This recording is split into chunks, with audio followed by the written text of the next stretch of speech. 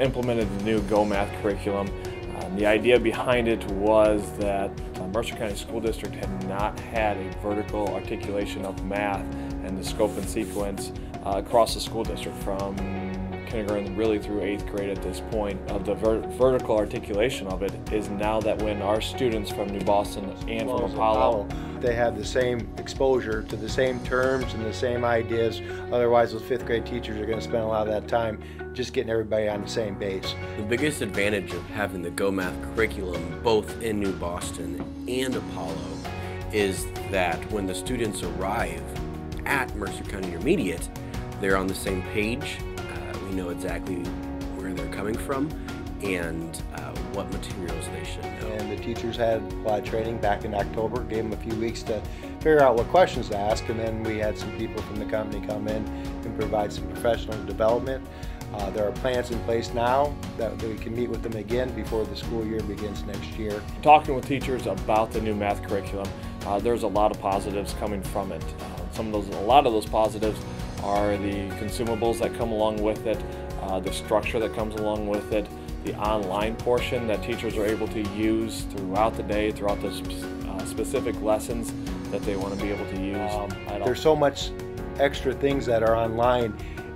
It's sort of like a buffet, and they don't know where to begin or where to stop. You know, there's so much to this Go Math curriculum that we're just getting into it, so I'm really looking forward to seeing what we have coming forward and learning from what we have this year and building upon it next year. We currently offer AP Calc, AP Chemistry, AP Art, dual credit English Comp, horticulture, and welding. We are adding AP Biology next year. We added AP European History this year, and then next year we're also adding dual credit Psychology and Sociology through Blackhawk. Blackhawk instructor will come here and teach the course for kids that are interested, pass the placement test into it. So they'll get high school credit as well as Blackhawk credit for that. Currently our guidance counselor comes in and helps set up career cruising in our English class periods.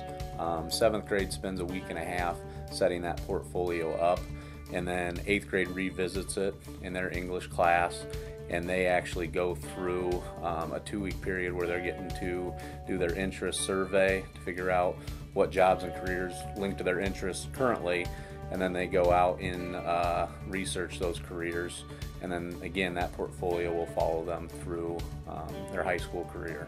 Last year a lot of our parents took the Essential 5 survey, and with that data that we gathered from that, we were able to identify some opportunities for us to have better communication with our families and our community. And one of those pieces of communication that we use is the Mr. Bush NBE Facebook page. That's fantastic as far as communication, as far as the little things, but also the awesome things that we are doing within our building. Many of my teachers have their own websites. Many of them have developed their own Facebook pages. We also have a good relationship with the Times Record, and we have our Soaring Eagle classes in there once every 2 weeks. Our district webpage is wonderful. That's a good place for information as well. I think we've taken advantage of some larger venues in the communities. Of course, WRMJ, Times Record. So we have a high school Twitter account as well as a high school Facebook page. So anything I tweet out from the high school automatically posts to Facebook. What we're finding is our students follow us on Twitter, but our parents and community are still on Facebook. Times Record's really good about getting stuff out, being here to take pictures of events, putting those out in the newspaper for all of us as well. And just like with many of the other schools in the district, Mercer County Intermediate School has created our own Facebook page, and the response has been fantastic. With our New Boston PTO, recently they purchased our new playground facility. The city of New Boston donated the concrete, the labor, the time to be able to put that up. Mercer County just recently completed its first 10-year health life safety study. The total scope of that project is going to come to a little over $3.5 million, and that's just the required work. Probably the biggest project and the biggest change we're going to see here is our new auditorium remodel. So we are looking at new lighting, new seats, new paint, new curtains, new sound system, the whole 9 yards. Another big project here at the high school is going to be new exterior doors. We're going to replace all of our exterior doors throughout the building, which will allow us to really kind of take that next step in increasing our security here. The district has moved ahead with the required pieces. We sold bonds in February to that effect. Right now we're in the process of accepting bids for a number of those projects.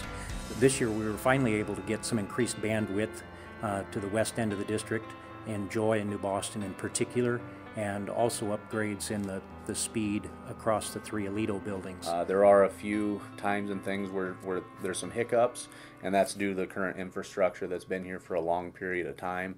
And that's the next improvement that we're looking at this summer, is updating some of the wire in the building and putting those hot spots where they need to be. Technology, we're looking at going 1-to-1 next year with Chromebooks for everybody in our high school. Our tech department has worked to get us new wiring so that we've got a new updated wireless system here that can handle all of those devices running at one time. Mercer County's been fortunate to be in a position where we've got reserves that we're able to operate with. We also have been able to considerably increase some of our funding through the new evidence-based model that the state has put out, and also through some growing EAV within our district. One of the things that we've tried to do in order to keep the tax burden lower for our community members is to make sure that we hold that tax rate fixed as much as possible. We're also doing things like investing in ourselves. The health life safety bonds mentioned earlier, we purchased ourselves, and that over the 10-year life of those bonds will save over $800,000 in interest that would have gone to an external buyer. We've been fortunate not to have to make any substantial cuts over the 2 years that I've been in the district, but that's always something that we look out for and try to plan for.